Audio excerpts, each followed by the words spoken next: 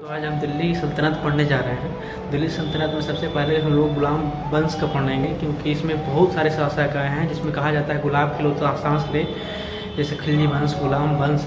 हम सबसे पहले हम गुलाम वंश के बारे में अध्ययन करेंगे। उसमें सबसे पहला शासक आता है कुतुबुद्दीन ऐबक, जो कि कहा जाता है कि मोहम्मद गौरी का दास था, या दिल्ली में भी दास के रूप में काम किया था। इसलिए अपना पहला शासक, दिल्ली में तुर्कों का पहला शासक कुतुबुद्दीन ऐबक को माना जाता है।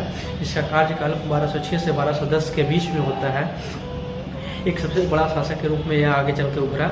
इसने ये विद्वानों का संरक्षक भी माना जाता है, और इसने कई सारे उपाधि भी धारण किए गए हैं।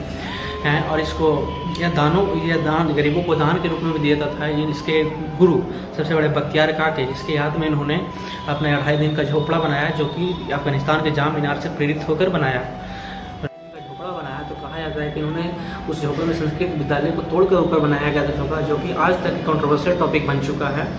और ये विद्वानों के संरक्षक भी थे, जो कहा जाता है कि हसन निजाम और क्या बोलते हैं हसन निजाम और मिनहाज उसरा, इन्होंने संरक्षण दिया, जिनके द्वारा किताब लिखा गया। मिनहाज उसरा तकात नासरी और हसन निजाम के द्वारा ताज नासिर बुक लिखा गया। और इन्होंने सिबसार और तथा मलिक की उपाधि भी धारण किया साथ साथ, बल्कि उन्होंने सुल्तान की उपाधि धारण नहीं किया, क्योंकि वे गौरी के दास थे। इन्होंने कहा कि हम सुल्तान की उपाधि धारण नहीं करेंगे। इन्होंने मलिक तथा सिबसार की उपाधि। इनका मृत्यु का भी एक रहस्य है, जो कि कहा जाता है कि लाहौर में जाके इन लोगों को पोलो खोलने का शौक था। घोड़ों से गिर के इनकी मृत्यु हो गई 1210 ईस्वी में। फिर आगे इनका शासक आया आराम शाह, जिनकी मृत्यु इल्तुतमिश के द्वारा कर दिया गया। और इसके आगे के लेक्चर में हम इल्तुतमिश के बारे में पढ़ेंगे।